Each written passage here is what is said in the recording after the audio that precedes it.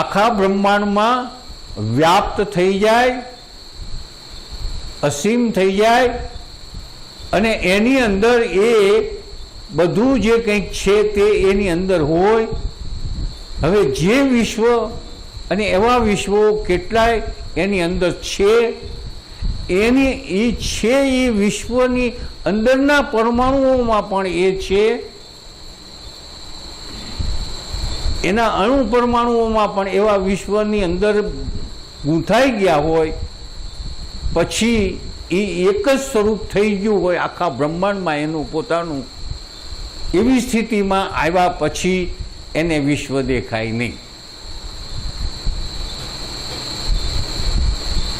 કારણ કે આગળ પણ કહી દીધું છે કે આખા બ્રહ્માંડમાં હું એક જ છું. આગલા શ્લોકોની અંદર આપણે એક આવી ગયું છે કે આખા બ્રહ્માંડમાં હું એક જ છું. હવે એના અનુસંધાને પણ અત્યારે જોઈએ કે જો એ એક જ છે તો પૃથ્વી ને વિશ્વ બીજું કંઈ છે જ નહીં, બીજું સૂર્ય ગ્રહો નક્ષત્ર કંઈ છે જ નહીં. હું એક જ છું. એક જ છું એમ જે બોલે છે એ પણ એના એ પોતે સમજાવવા ખાતર બોલે છે. જો એ આત્મ સ્વરૂપમાં જો હોય તો હું એક જ છું એવું પણ કોને કહે, કેમ કહે, કેવી રીતે કહે? હવે આ દ્રષ્ટાંત એને પોતે, આ દ્રષ્ટાંત નથી, આ પોતાની અનુભૂતિ છે અને પોતાની અનુભૂતિની સામે એ દ્રષ્ટાંત આપે છે કે દોરીના સર્પથી જ સર્પ ભાસે છે, દોરીના અજ્ઞાનથી જ જેમ સર્પ ભાસે છે તેવી જ રીતે દોરીનું જ્ઞાન થતાં સર્પ ભાસતો નથી. એમણે પહેલાં પોતાની અનુભૂતિ કીધી અને આ કીધું. આ કેમ કીધું, કેવું રીતે આનું દ્રષ્ટાંત શા માટે આપવું પડ્યું? કે વિશ્વ ભાસતું નથી એમ બોલ્યા તો વિશ્વ અદૃશ્ય કેમ થયું, એને કેમ થયું ને આપણને દેખાય છે. ત્યારે એમણે દોરીને સર્પનો ભાસ દેખાડ્યો કે દોરી હોય પણ આપણે જાણતા નથી. આછું અંધારું છે. આછું અંધારું એટલે કે આપણું અજ્ઞાન. આછું અંધારું છે. આછું અંધારું છે એની અંદર દોરી છે કે સર્પ છે એ આપણે નિશ્ચય કરી શકતા નથી એવી સ્થિતિ છે. અને પ્રથમ દ્રષ્ટિ છે. પ્રથમ દ્રષ્ટિ થતાં એમ લાગે કે આ સર્પ છે, આ સર્પ છે, આ સર્પ છે. 4 જણા, 5 જણા, 10 જણા કે 50 જણા, 50 જણા જો અજ્ઞાન હોય અને બધા ઊભા હોય તો બધાને સર્પ લાગે. અને 2-4 જણા કહે એટલે બધાને એ દ્રઢ થાય કે સર્પ જ છે. આ બાજુ એની પૂંછડી છે ને આ બાજુ એનું મોઢું છે ને આવી રીતે હલે છે ને આવી રીતે છે ને કોઈ કાળો કહે છે ને કોઈ આવો કહે છે ને એમ કહે છે. હવે હકીકતે સર્પ નથી પણ પ્રકાશ થતાં એ દોરડું દેખાય. પ્રકાશ થતાં દોરડું દેખાય તો સર્પ ક્યાં ગયો?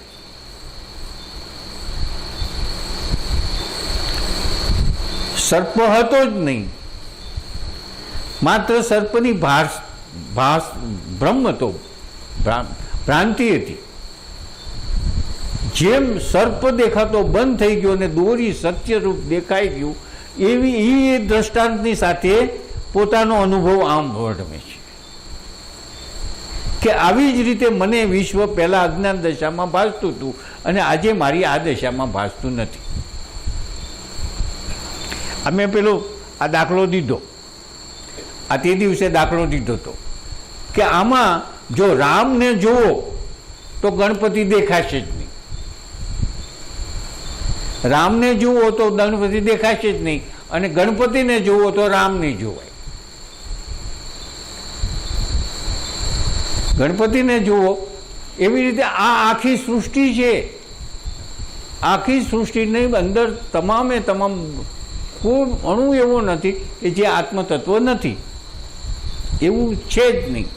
છતાં આપણે આપણે રૂપને જોઈશી, પ્રકૃતિના રૂપોને જોઈશી, એને બાદ કરીએ તો ચેતન છે.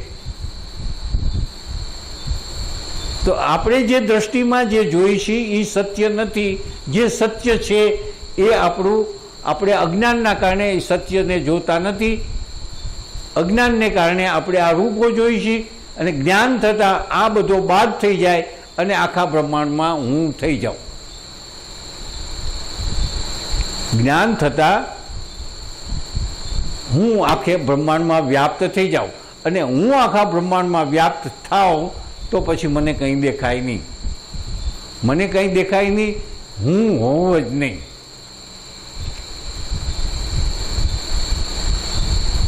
હું હોવ જ નહીં. કઈ રીતે? કારણ કે હું હોવ એવું પણ કહેવા માટે આવવું પડે નીચે. હું આખા બ્રહ્માંડમાં વ્યાપ્ત થઈ જાઉં છું. એમ તો હું અત્યારે બોલું છું, પણ વ્યાપ્ત થયા પછી એ ન બોલાય. જનક રાજાની સ્થિતિ અત્યારે આ સ્થિતિ છે અને આ રીતે કહે છે. ફરીવાર એ શ્લોકને આપણે ફરીવાર જોઈએ. આત્માના અજ્ઞાનથી જ વિશ્વ ભાસે છે. દોરીના અજ્ઞાનથી જ સર્પ ભાસે છે. આત્માના અજ્ઞાનથી જ વિશ્વ ભાસે છે. દોરીનું જ્ઞાન નથી. દોરીનું જ્ઞાન નથી કે દોરી છે એ જ્ઞાન નથી. અને આપણું અજ્ઞાન એટલે જે આમાં જે અજ્ઞાન કીધું અને પેલામાં અંધારું છે, આછું અંધારું છે, એટલે એ અજ્ઞાન છે. એ અજ્ઞાન છે ને કે દોરીનું જ્ઞાન નથી. દોરી છે એવું જો જ્ઞાન હોત અને પછી અંધારું હોત તોય પણ આપણે એમ કહેત કે દોરી છે. કારણ કે દોરીનું જ્ઞાન થઈ ચૂકેલું છે. અગાઉ દોરીનું જ્ઞાન થઈ ચૂકેલું છે. પછી નહીં કહે, ક્યારેય નહીં કહે, કોઈ વખત નહીં કહે, 50 વર્ષે નહીં કહે કે આ સર્પ હતો. પરંતુ અત્યારે એને અજ્ઞાન છે. અત્યારે એને અજ્ઞાન છે એટલે એ દોરીને સર્પ કહે છે. દોરીને સર્પ નહીં, સર્પ જ છે એમ જ કહે છે. દોરીને સર્પ કહે છે નહીં, એ સર્પ જ છે એમ જ કહે છે. પણ જ્ઞાન થાય ત્યારે એમ કે ના આ તો દોરી છે. જ્ઞાન થાય એટલે એમ કે દોરી છે. હવે દોરી છે તો પહેલાં અજ્ઞાનમાં સર્પ હતો અને જ્ઞાન થતાં દોરી થઈ તો સર્પ ક્યાં ગયો? હવે સર્પ ક્યાંય ગયો જ નથી. સર્પ હતો જ નહીં. સર્પ હતો જ નહીં ને સર્પ ગયો નથી. કંઈ કોઈ જાતની ક્રિયા થઈ જ નથી. માત્ર ભ્રાંતિ ભાંગી ગઈ. એવી રીતે આ જગત, આ વિશ્વ છે એની માત્ર આપણને ભ્રાંતિ છે. અને આ ભ્રાંતિ ભાંગી જાય એટલે જેમ જનક રાજાએ કીધું કે વિશ્વ છે જ નહીં, વિશ્વ મને ભાસતું જ નથી, એ જે જનક રાજાએ કીધું જેમ દોરીને સર્પ છે એવી રીતે જ આપણે અજ્ઞાન દશામાં આ આપણે બધા બેઠા છીએ ને એકથી અનેક છીએ. આ બધું અત્યારે હું આ બોલી રહ્યો છું, તમે બધા સાંભળી રહ્યા છો, આ બધું કાંઈ છે જ નહીં. તમને એમ લવાઈ લાગશે કે આ બધું છે જ નહીં, આ કેમ? પણ હું બધું તમે બધા જો દાખલા તરીકે હું એમ કહું, હું જનક રાજાની સ્થિતિ આવી અને હું અત્યારે બેસીને હું એમ કહું તો મારા સિવાય કાંઈ છે જ નહીં. મારા સિવાય કાંઈ છે જ નહીં એમ હું કહું તો તમે બધા છો એ હું છું. તમે બધા છો એ હું નહીં. આ મકાને હું છું, આખું આ વનસ્પતિ એ હું છું, આ બધું હું છું, હું છું, હું છું, હું છું. પછી તો જે 10મા શ્લોકની અંદર ભગવાને કહી દીધું વિભૂતિ યોગ, એ આખો થઈ ગયો.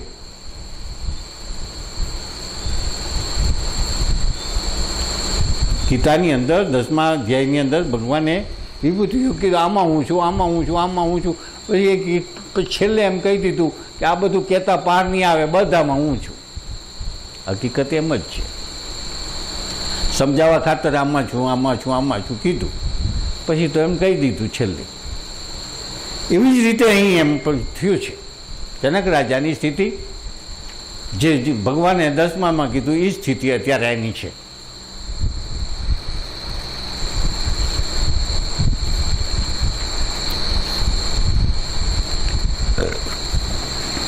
પ્રકાશ મારું પોતાનું સ્વરૂપ છે. હું તેનાથી અન્ય જુદો છું જ નહીં. જ્યારે વિશ્વ પ્રકાશે છે ત્યારે હું જ ખરેખર પ્રકાશું છું. હું જ વિશ્વરૂપે ભાસે છે. હું જ વિશ્વરૂપે ભાસું છું. હવે હજી અનુભૂતિ તો એની છે, પણ કહેવાની પદ્ધતિ થોડી જુદી થાય છે. એમાં જુદા જુદા રૂપો દ્રષ્ટાંતો દેવા પડે છે. દ્રષ્ટાંતો દઈ અને જુદી રીતે પોતે થોડાક દ્વૈત ભાવમાં આવી અને કહેતા જાય છે. આમ તો એના જે ખરેખર અનુભૂતિ થયેલી છે એમાં ને એમાં જો રહે તો એ મૌન સિવાય બીજું કાંઈ છે જ નહીં. મૌન એ આપણે જ બોલીએ છીએ કે મૌન સિવાય છે, એવું નહીં. મૌન નહીં, કંઈ સ્થિતિ જ નહીં. હવે એમ કે છે પ્રકાશ મારું પોતાનું સ્વરૂપ છે. હું તેનાથી જ અન્ય જુદો કંઈ છું જ નહીં. મારું પોતાનું સ્વરૂપ છે. હું તેનાથી પ્રકાશથી અન્ય જુદો છું જ નહીં. પ્રકાશ મારું સ્વરૂપ છે.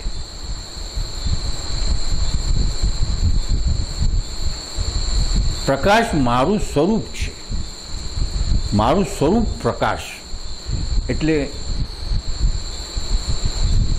પ્રકાશ વડે હું પ્રકાશી રહ્યો છું. કોઈ અન્ય પ્રકાશ વડે હું પ્રકાશી રહ્યો છું એવું એમનો કહેવાનો ભાવ જ નથી થતો. જેમ ચંદ્ર છે, ચંદ્ર એમ ન કહી શકે કે પ્રકાશ મારું સ્વરૂપ છે. એ પ્રકાશે છે છતાંય ચંદ્ર એમ ન કહે કે મારું પ્રકાશ મારું સ્વરૂપ છે, કારણ કે એને ઉછીનો પ્રકાશ લીધેલો છે. સૂર્યનો ઉછીનો લીધેલો. સૂર્ય એમ કહી શકે કે પ્રકાશ મારું સ્વરૂપ છે, પણ અહીં વાસ્તવિક આખી વાત જુદી છે. અત્યારે આપણે આ સ્થિતિમાં એમ કહીએ કે સૂર્ય એમ કહી શકે કે મારું પ્રકાશી મારું સ્વરૂપ છે, પણ હકીકતે અત્યારે જે જનક રાજા છે ને એ એમ કહે કે સૂર્ય પણ મારા વડે પ્રકાશિત છે.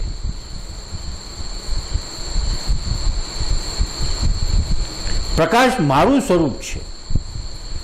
પ્રકાશ મારું સ્વરૂપ છે. મારા વડે આખું વિશ્વ પ્રકાશિત રહ્યું છે. પ્રકાશ મારું સ્વરૂપ છે.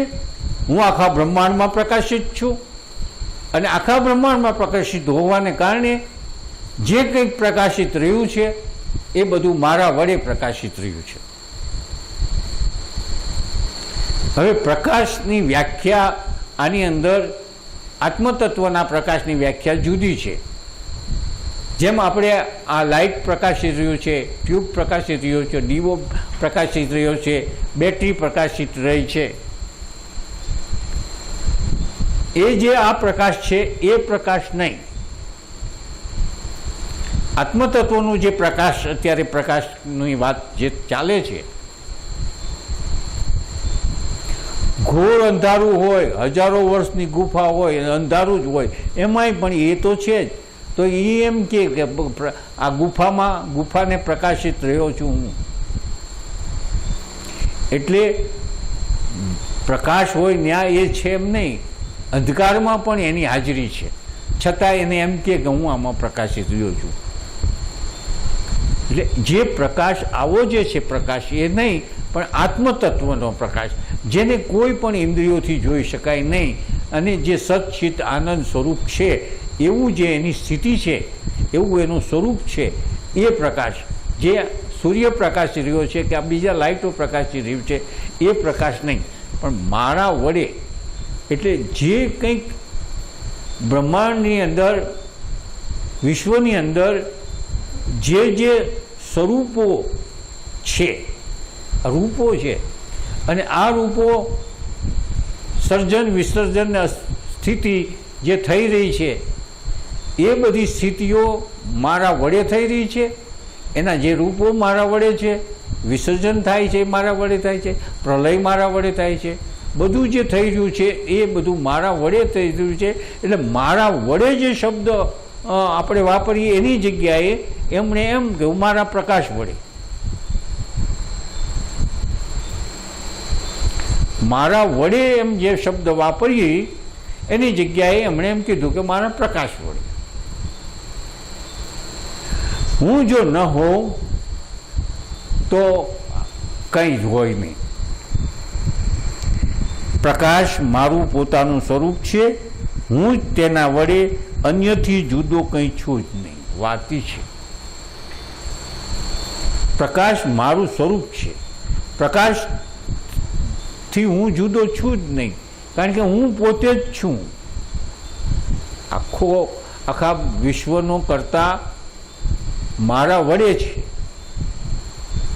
આ બધું જે પ્રકૃતિના રૂપો છે એ પ્રકૃતિના રૂપો હું ન હોઉં તો હોય જ નહીં.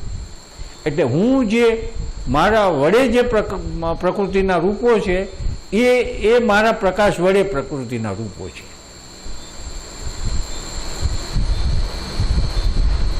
બીજો કોઈ પ્રકાશ છે જ નહીં. જ્યારે વિશ્વ પ્રકાશે છે ત્યારે હું જ ખરેખર પ્રકાશું છું. હવે આ વાત મુખ્ય છે. જ્યારે વિશ્વ પ્રકાશે છે એટલે જ્યારે આપણને અત્યારે વિશ્વ પ્રકાશિત રહ્યું દેખાય છે. અત્યારે આપણે સૂર્ય, ચંદ્ર, આ બધા વનસ્પતિઓ, આપણે બધા અત્યારે બધા અલગ અલગ જેને આપણે કહીએ છીએ તેવા બધા અત્યારે બધા જુદા જુદા વ્યક્તિઓ, મારું નામ આ છે, મારું નામ આ છે, હું આ છું, હું બ્રાહ્મણ છું, હું ક્ષત્રિય છું, હું ડાક્ટર છું, બધી જુદી જુદી રીતે આપણે બધા બેઠા છીએ. આ એક મકાનની અંદર બેઠા છીએ. આ બધું આખું બધું